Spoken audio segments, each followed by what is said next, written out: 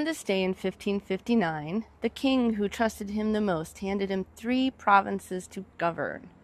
21 years later, that same king put a bounty on his head. August 9th, 1559, King Philip II of Spain appointed William I of Orange. History remembers him as William the Silent, as Stadtholder, meaning governor, of Holland, Zeeland, and Utrecht. It made him one of the most powerful nobles of the Low Countries. William wasn't even Dutch by birth. He was born Willem in Dillenburg, in what is now Germany.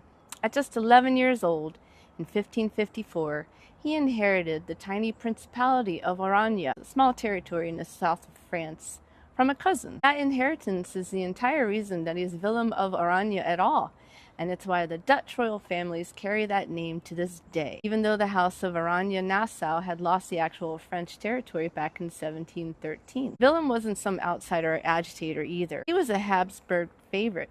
Raised at Emperor Charles V's court in Brussels, he helped negotiate the Treaty of Cateau-Cambrésis and stood at Charles V's side when the emperor handed the Low Countries to his son Philip in 1555. And that nickname, the Silent, has a specific origin story. While hunting with the French king, Willem learned of a secret plan between France and Spain to crush Protestants across the Netherlands, and gave nothing away. He held his composure completely, and then quietly worked to warn his allies.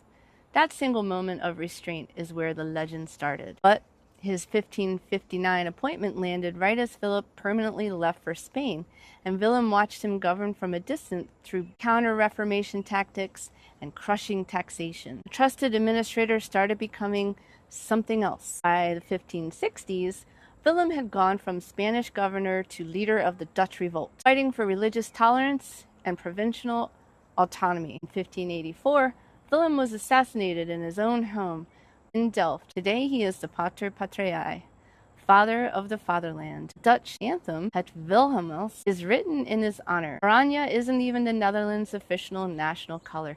It became the color of the country simply because it was Willem's color, tied to his house. A century later, still everywhere. King's Day, Koningsdag, the national football team, royal celebrations, all because the French principality happened to be named Oranje, and a Dutch rebel happened to inherit it. This one is a King of Swords story through and through. The King of Swords is a card of a clear-eyed judgment, someone who thinks before they speak, cuts through noise, and knows exactly when silence is a strategy, not a weakness. That's Willem. The Silent wasn't passive, it was mastery. He held his tongue in a moment where one careless reaction could have cost him everything. But the King of Swords isn't just about restraint. It's about the moment truth gets spoken anyway. Consequences be damned. Willem's silence eventually broke into open rebellion, because some truths can only stay unspoken for so long before they become unbearable to carry. And that's the sharp edge of this card. Wielding truth and judgment against power always has a cost. Willem paid with his life. Surround yourself with clarity and embrace courage, moonflowers.